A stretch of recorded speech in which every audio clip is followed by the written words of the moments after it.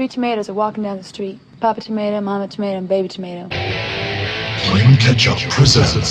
Starring Lindsay Hinkle and Jamie Nelson. So this is Plain Ketchup, is it? I prefer something with a little more kick. Everybody's favorite condiment-themed entertainment podcast. Put some hot sauce on my burrito, baby! Hot sauce. Nobody puts ketchup on a hot dog. You're listening to Hot Sauce on PlainKetchup.com. I'm Jamie Nelson, and with me, my co-host, Lindsay Hinkle. It's our problem-free philosophy. Hakuna Matata. That's about as far as I go with philosophy. What is your personal philosophy, Lindsay? How about you tell me yours first? I like this one by Charles Du Bois. The important thing is this: to be able to, at any moment, sacrifice what we are for what we could become. You know, that's actually very similar to something that I've been living by for years. Do you remember the show Dharma and Greg? Yeah, but I've never actually watched it. There's one point where Dharma says, "The you that you will be will thank the you that you are now for doing this for the me that I am today." And, like, it was really funny, but it just kind of struck me. I was like, yeah, you know, like, the me that I am now should really be doing more things for the me that I will be, you know? My freshman year in English college, we were studying Nietzsche. The big lesson was become the person you are, which freshman year English, I completely could not wrap my head around what in the world that means. Okay, so that reminds me of my horoscope from this morning. Okay. Visualize in detail your dream lover, your ideal soulmate. And I'm like, well, duh, Taylor Hanson. The embodiment of everything you find attractive. Well, duh. Imagine that although this person feels the same way about you, there's a very good reason why the two of you can't make love or be together as a couple for a long time. Feel the sweet torment of your unquenched longing for each other. This is my horoscope. This is not a horoscope. This is like one of those close your eyes, imagine a brick wall things. Oh, just wait. It gets better. The impossible ache of fiery tenderness. Picture all the ways that you will work on yourself in the coming years to refine your soul and perfect your love so that when the two of you can be finally united, you will have made yourself into the gorgeous genius that you were born to be, a pure blessing and uncanny gift for your beloved. You know, there's only one place that could have been funnier if you found it. Where? Inside a fortune cookie.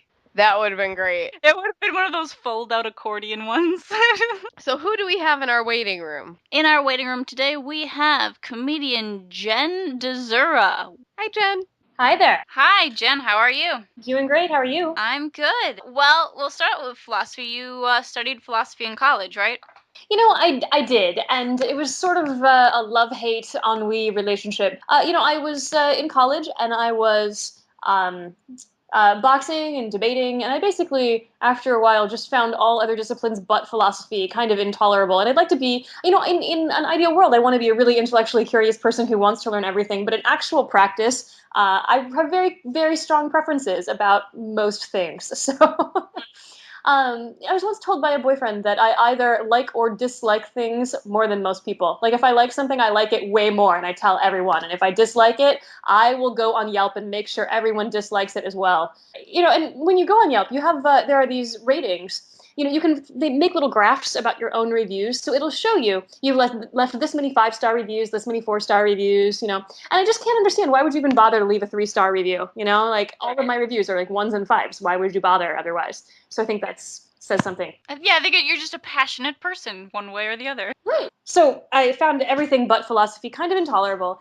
and started taking philosophy classes, majoring in philosophy, and, I still today, I have a one-woman show about philosophy. And one of the things that, I take with a grain of salt is that a lot of the story of philosophy since philosophy began, and here I am talking Western philosophy, so let's say ancient Greece a couple thousand years ago, the story of Western philosophy over the last 2,000 years is just the story of people wondering about things, and wondering about everything, and then pieces of philosophy being hacked off and taken over by other disciplines. So in ancient Greece, the one of the first philosophers, or the first philosopher, according to some people, is Thales. And Thales puts his hand out and he says, "What's all this stuff around here?" And he says, "I've got a theory. Everything is made of water."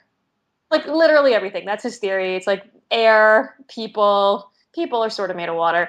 But rocks. He's like, this must all be made of water. How did he decide that? It was just a conjecture, of course. And we didn't have the idea of experimentation at the time. So some other people came along and they were like, actually, I think it's ether, or I think it's all earth, wind, and fire. Or in some cases, my favorite one. All the Greeks are just dueling about this stuff, and my favorite one, someone thought that everything was made of earth, water, love, and strife.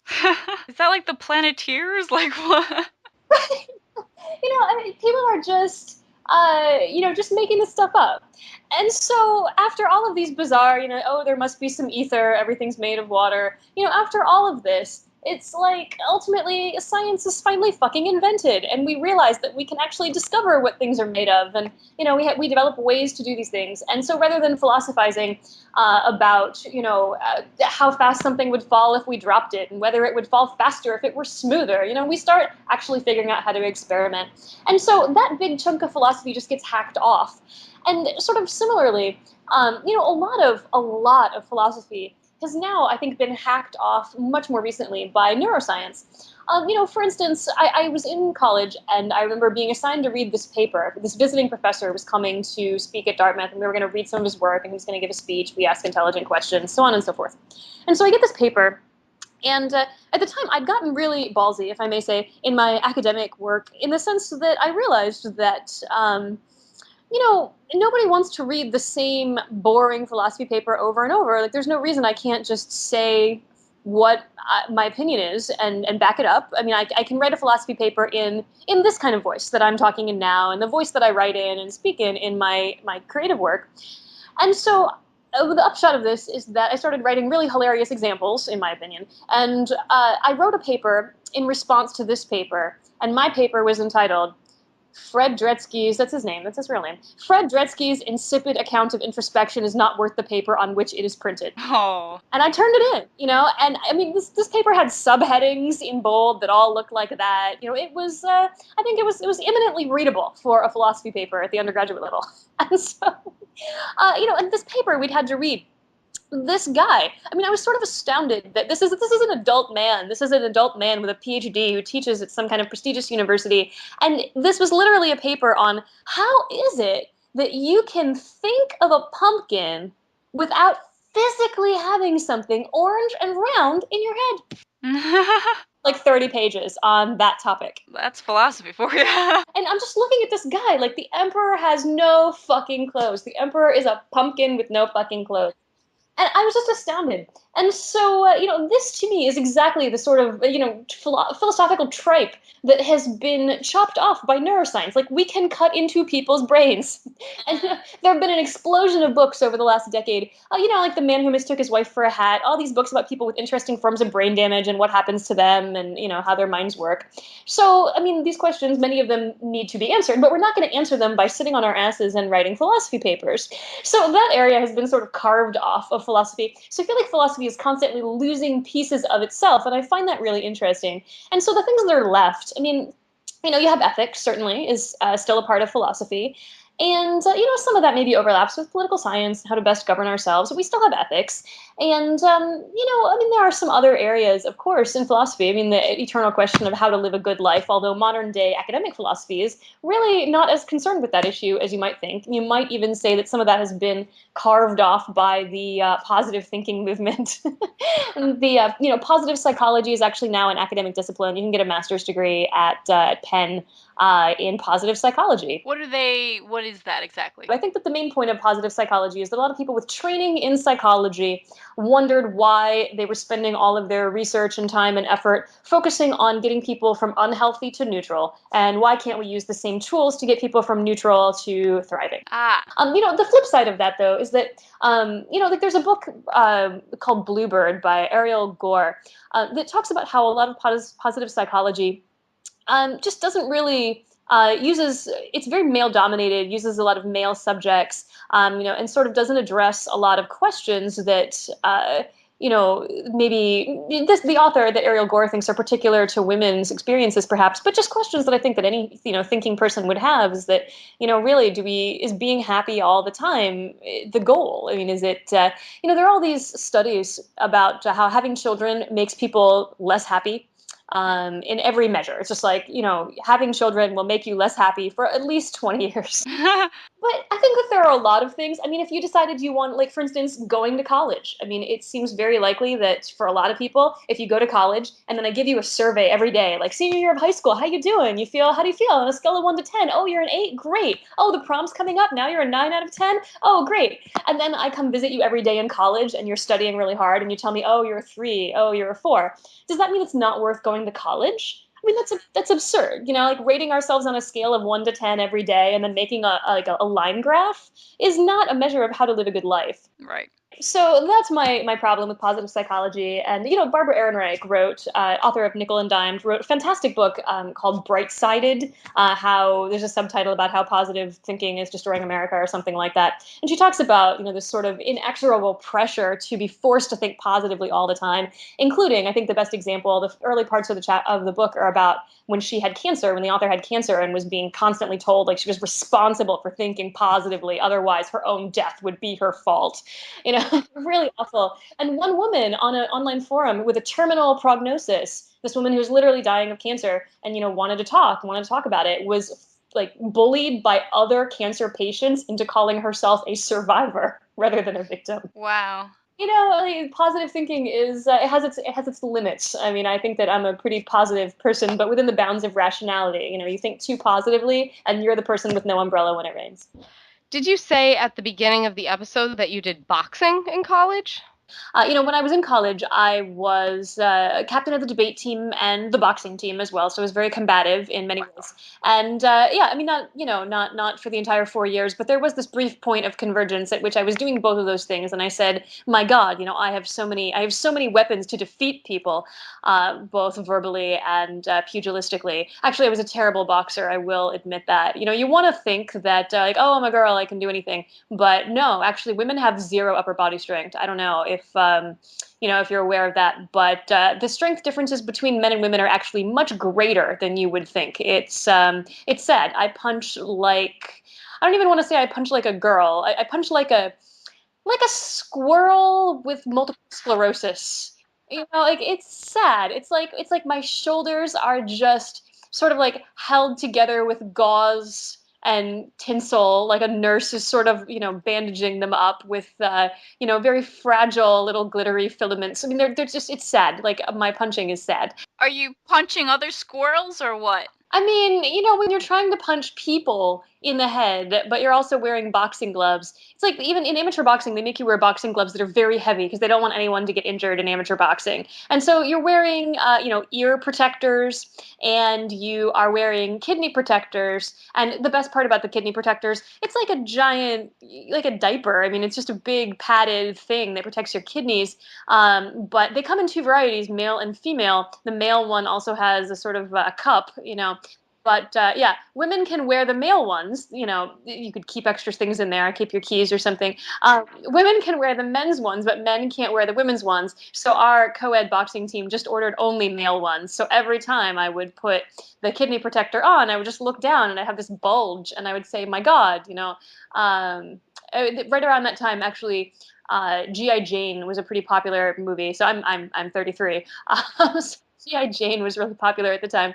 And, there was this line in the movie, the "Hoo-ah, Master Chief, suck my dick." And that's all I could think about when I put that thing on. And I said, I didn't ask for this, but, you can suck it. Somebody can suck it. So that's what men are thinking all the time, basically. I wonder. I mean, I can't even imagine. I mean, either that or I wish it didn't hurt to ride a bike.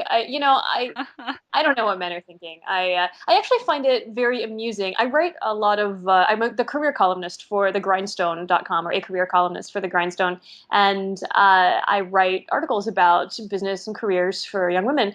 And I often use the word ballsy, and I find it very funny. I mean, I'm definitely using it in a cheeky way when I suggest that people be ballsy, because the whole idea is very funny to me that men like to say that.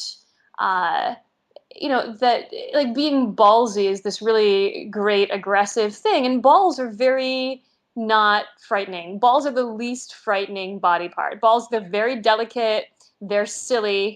They're the part that needs the cup. Right, they're the part that needs the cup. They're the most delicate of all body parts.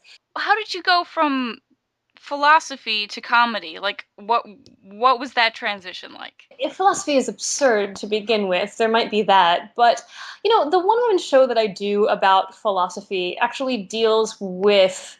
It's sort of it has an interplay between eras in philosophy. I talk about the ancient Greeks. I talk about the Enlightenment. Talk about the Dark Ages, not in that order, the other order. I said that wrong. Uh, and up to modern day, and I sort of intersperse that with my own story of what I did in the decade after I graduated with a degree in philosophy. And so, for a while, I ran a .com during the .com era. I ran it rather badly, but that certainly gave me plenty of knowledge and things, cautionary tales, and things to write about in my business columns. But after doing that, I lived really out of order. So I ran a .com from when I was 19 to when I was 23, and then my company failed. I declared bankruptcy. I moved to New York. Yeah, it was really bad. Um, I'm very familiar with the taste of Walmart canned vegetable soup, 54 cents a can in the 90s, well, early 2000s. And I lived very badly. I literally did. I had no friends, and I didn't exercise, and I did nothing. I slept in my office. I mean, I just did nothing but sit at a shitty fiberboard Office Max desk and try to run a .com for years. And so I finally finished that at 23. I went to my first ever concert at 23. Wow. After my .com failed. Right, it was Moby. So then I moved to New York, and when I moved to New York, I was thinking maybe I'll start another company. I didn't have any money. I mean, I moved to New York with $500, and I moved into this, like one of those things where they rent you a hallway. Yeah. Yeah, well, like a really sketchy roommate situation. So it was sort of, an apartment that had been cordoned off in kind of weird ways, and I had this little area that was sort of behind a shower curtain. It was pretty amazing. And then our next door neighbors had keys to our apartment, so it was like Friends but much seedier. Ah. And then next door neighbors would come in and cook drugs on our stove because we had a pan and a plate and they didn't. Oh God. I'll lend you my pan and plate if you'll go cook drugs on your own stove. I'm not even sure. What kind of drugs do you cook? I don't know. So, in any case, I moved to New York and I got a real job for about 6 months, the only real job I've ever had. I was the director of marketing of a website that was a lot like, it was, how Facebook was originally just for people in colleges or alumni of colleges. You had to have an alumni email address many, many years ago. And so this was even before that. So this was a social networking website for graduates of Ivy League colleges. And so, it's weird to have, I mean, it's not a very good business plan for a social networking website to deeply limit its membership to total fucking snobs. Right. People literally would fax copies of their diplomas to our office so we could validate their memberships. Like, it's just like it was a big, snob clusterfuck. Did you frame them and put them on the walls and stuff? So, I had that job for 6 months, and that company, sort of, slowly ceased to exist. And after that, I tried a bunch of things. I art modeled for colleges. I was literally standing naked on a platform at the Fashion Institute of Technology while a bunch of people were drawing me. I started doing comedy around that time. And I literally just took one of those, get started in comedy classes. It was like 3 sessions. And then you have a bringer show at the end. So you have a performance at a comedy club, and the entire audience is just the friends and family of people in the class. But, they're not expecting much, so you usually feel pretty good because they laugh at everything. I felt like I was, I'd majored in philosophy, and I'd gone to an Ivy League school that just, didn't stick, I had grown up lower middle class. I always tell people I grew up on Roseanne, but without the jokes. Oh. And so, and to me, I thought it was very, I sometimes tell New Yorkers that I grew up poor, even though that's totally not true. I was taken care of, our bills were paid, we had food, but to a New Yorker, there's just almost sometimes no other way to explain to a New Yorker, to like average people that I interact with in New York, their ideas are very different about what normal is. So I went to this Ivy League school where, compared to people in an Ivy League school, I was poor and weird. And, I say in the show that, I was a Richard Nixon in a world of JFKs. Kind of smart, but kind of weird, always a little off. Like, if I was right, nobody wanted to admit it. That gives me a great idea for a buddy flick. Go on. Nixon walked on the beach in dress shoes. It was a famous moment. I feel like I probably wouldn't have known either. I would have, yeah, erred on the side of formality. And so I wrote this column for the Gloss called Social Class in the Office. And that's easy to Google. It's on thegloss.com about social class. And it's one of my favorites. And I really talked about this a lot, this idea that, we have a moderately mobile society. It's certainly possible to end up in a different place than the one you came from. But that there are dislocation issues associated with that. And I write about that a lot. I wrote about it in my show as well, in a funny way, as well as in these columns and trying to be helpful. And, in some cases, if you've grown up among, people who, if the family you came from, nobody shakes hands or invests or socializes with their boss. Those are very waspy things. Like if your family, if the people in your family are laborers, or you very often, it's very likely that you come from the kind of background where the boss is like the enemy. You don't network with the boss. That would make you some kind of suck up crazy loser. Right. Like you actually call the boss, like that's his name. And you certainly don't invite him to your house. It's like it's a very combative type environment as opposed to like a wasp-like office environment where you can never say anything is stupid or a bad idea or that you don't like someone. Everything is very toned down and tamped and very milquetoast. And that's actually a very difficult transition to make if you come from a world where, like I think that when my dad was, on the ship in the Navy, if somebody did something stupid, you would tell him he was a fucking idiot, like that's really stupid. You're going to kill someone. And when you have heavy equipment involved, yeah, like mistakes are really bad. I mean, you can't fuck up. And if somebody fucks up, they deserve to be told that they're a fucking idiot who is risking people's lives. They have to swim to shore. Right. Whereas when you're in an office, I remember making these mistakes myself, being in an office, and I think that I'm being really polite and I think that I'm doing it all right. And then I realized that you can't say something like, that idea won't work. I mean, I didn't even say fuck. I didn't say fuck at all, not even once. Just that idea won't work. You can't say that. It's like you have to say something like, there are some considerations that maybe we have not fully taken into account. And then you say what the considerations are. And then you have a collaborative process of ultimately coming to the realization, hopefully, that the idea is bad. For a while, I was doing comedy, like just straight stand-up comedy in comedy clubs. And I was also SAT tutoring and doing these other things. And sort of, it seemed like two very different worlds, just two kind of like a split personality. And over the last few years, it's been really gratifying to me that it all kind of works together. Like I don't do stand up in clubs anymore. I don't enjoy it. I think comedy clubs are awful places where they serve you terrible food and tell you where to sit. And they're mostly when it's just one comedy club for everyone who likes funny things. I mean, everyone likes funny things. Like we're all different people. It's like if everyone who liked music just had to go to a giant arena that just said music, and you just had to hope for the right kind of music. Like that's ridiculous. And I feel the same way about comedy and comedy clubs. I just think it's a bad way to deliver funny things. So I really only do my one-woman shows, and I have a show about philosophy and a show about punctuation, and a show about the history of women. And those are things that I think are interesting and will only attract other people who think those things are interesting. So I don't ever want to be talking about punctuation in front of people who did not know what they were signing up for. Right. Well, I'd like to see that show. I was an English major. Ah, there you go. See, I feel like when I do the punctuation show, which has happened, I've done it 3 times. And the first time I did it, actually, I premiered it at the Empire State Book Festival in Albany. And the audience is 95% women and, a lot of teachers and librarians and people who had really strong feelings about punctuation, I have to say. Very strong feelings. How did you get in the book How Not to Date? Do you know Judy McGuire? I don't know how that book came together. Oh, yeah, I totally know Judy McGuire. I can't remember how she and I met, but she's fantastic.